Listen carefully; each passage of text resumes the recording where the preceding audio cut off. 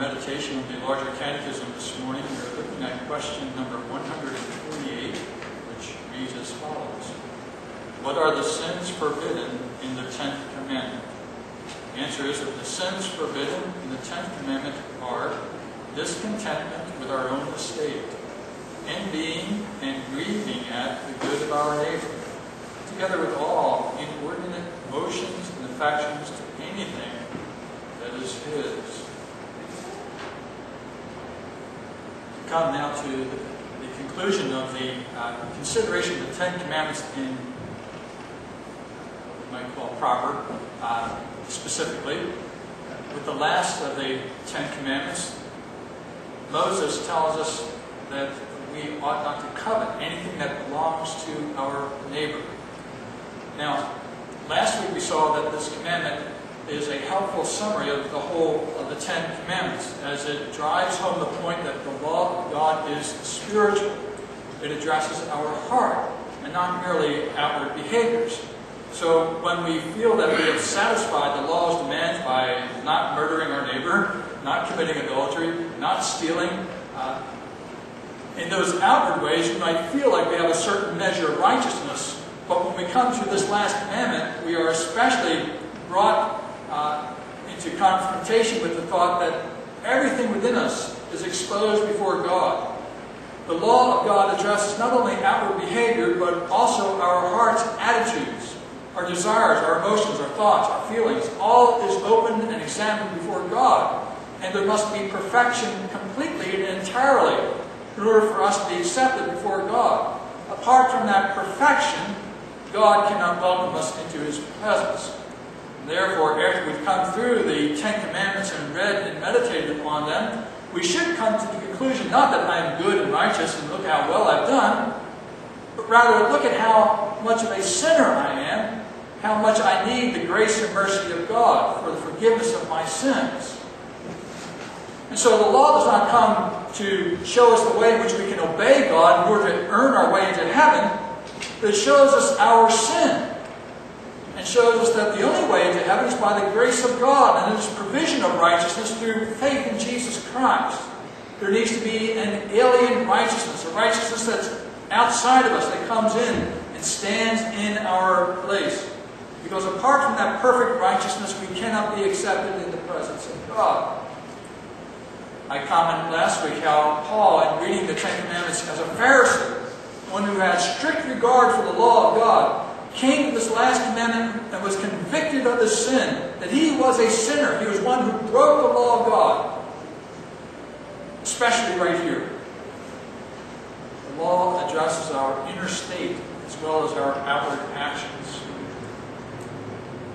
And when we stand before that law, then we must say with the psalmist, "O Lord, who can stand?" The Lord examines our hearts completely in that regard. The commandment here, we spoke last week, positively emphasizes the need for contentment in that place in which God has placed you in life. God, in His all-wise providence, according to His will, has given you the certain gifts, personality, opportunities that you have in life. That is His will for you. And you should be content with that which God provides for you. That doesn't mean to say that you don't try to improve your life, you don't try to obtain great blessings in life and these kinds of things. But that which God has given to you, you should be content with and rest in God's provision. But what we see is that the natural man does not experience that sense of contentment. Rather, his heart is filled with envy, with discontentment, with bitterness. It does not have more of what he wants. And so there's always this lust or desire for more, always this covetousness for something else that lies just beyond. You've heard the kind of comment that some people say, "How much money do you want?" "Well, just $1 more." There's never enough. You always need to have something else, something more. And so the life of many is dominated by this covetousness. I need something else. I'm not happy. I need more. I need more.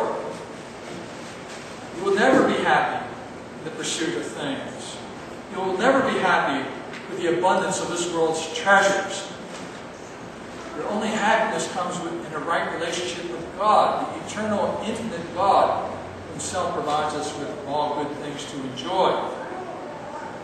So the Catechism emphasizes how we break this commandment specifically when we give ourselves over to envy or grieving at the good of our neighbor.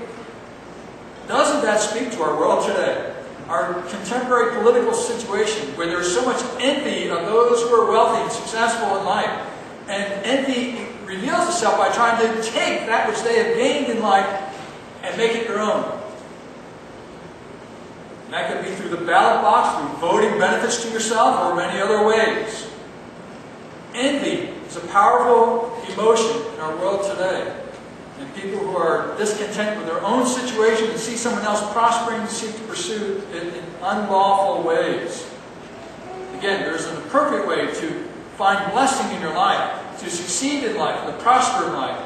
But it's not by taking that which is given to somebody else.